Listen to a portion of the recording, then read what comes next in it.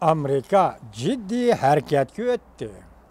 Jungoni bir tarafga qayirib qo'ydi mavzuli xabar.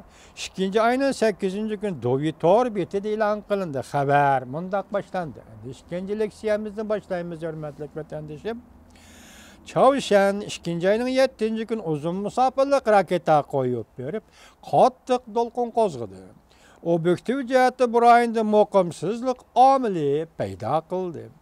Koreya yerim orolining muqimligi va tinchligi ta'siri ko'rishtish allaqachon faktga aylandi. Undaqda Chavshanning qo'shnisi Jungo, Chavshan yadro qurollari masalasi old taraf suhbati deganlarga qanday qaraydi va qanday qiladi? Növbəti Xalqaro Cəmiyyət Bexatarlik Komitetining Chavshanni jazolash to'g'risida qarorini izchillashtirib, Chavshanning faoliyatini cheklash umidini Chavshan bilan alohida munosabati bor Jungoga bog'lab, Jungoning harakat qo'llanishini kutgan. Demak, Jungo orqali Xalqaro Cəmiyyət Chavshanga besim ishlatmoqchi bo'lgan. Jungo Pyongyangga alohida vakil avatib cheklashga uringan. Lekin vakil hech ish qilolmay qaytib keldi. Undaqda Jungo Chavshanning bu qatimqi harakatiga qanday qaraydi va nima ish qila oladi? Jungo taraf har qaysi taraflarning eg'ir besiq bo'lishini, ehtiyotchan ish qilishi, Koreya yarim orolining vaziyatini jiddiylashtirish etadigan ishlarni qilmaslikni umid qiladi. Amaliyotda Koreya yarim orolining vaziyatini jiddiylashtirilayotgan Jungo o'zi başqalarga nima deydi? Jiddiylashtiriryapmiz. To'g'risi umid qiladi deydi. 5-kun, yani 2-ayning 5-kuni Rais Xi Jinping Koreyaning prezidenti Pyao Ching-huyga telefon berib, Koreya yarim oroli yadro qurollari bo'lmasligi kerak, qalaymaqon bo'lmasligi, urush bo'lmasligi kerak deb maslahatlashib, hal qilish prinsipida ching turish kerak deb ko'rsatgan. Urush bo'lmaslik, Koreya yarim orolida qalayimqonchilik bo'lmaslik, maslahatlashib, tinch yo'l bilan hal qilish kerak. Hozirgacha maslahatlashib, tinch yo'l bilan nima hal bo'ldi? Chavshanning bu qatim raketa qo'yib berishiga bildirilgan inkaslar tuvandagilarni o'z ichiga olishi mumkin. Chavshan qattiq embargo qilishga duch keladi. Koreya Amerikaning qo'g'dash kunligi texnik ehtiyojli bo'ladi. Koreya Amerikaning qo'g'dash kunligiga texmo ehtiyojli bo'ladi. Yaponiya fursatdan foydalanib ba'zi ishlarni qilishi mumkin.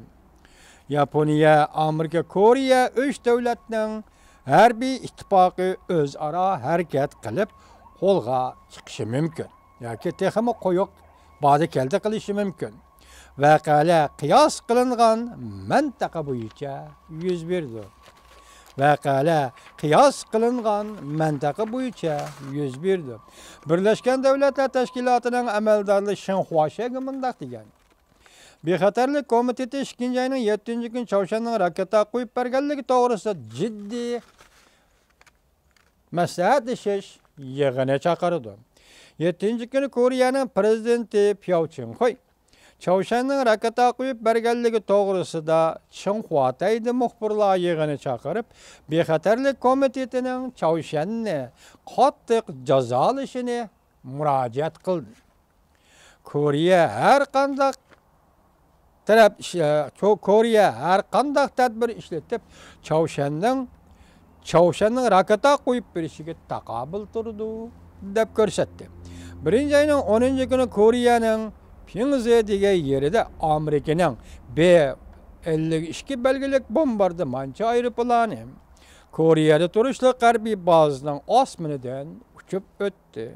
Koreya bilan Amerika harbiy taraf 1-ayning 10-kuni bayonot e'lon qilib, Amerikaning B-52 belgilik bombardimonchi aeroplanini shu kuni Koreya yarim oroli osmonidan uchib o'tdi deb ko'rsatdi. Koreya matbuoti bu uchib o'tish Koreya, Amerika Chavshanning yadro qurollarini sinab qilishiga taqobil turishning ikkinchi bosqichli tadbiri edi. Demak, Koreyadagi harbiy bazaning ustidan Amerika aeroplanining uchib o'tishi bu Amerikaning Chavshanga taqobil turishdagi ikkinchi bosqichi deb ko'rsatdi Koreya matbuotlari deydi xabarda.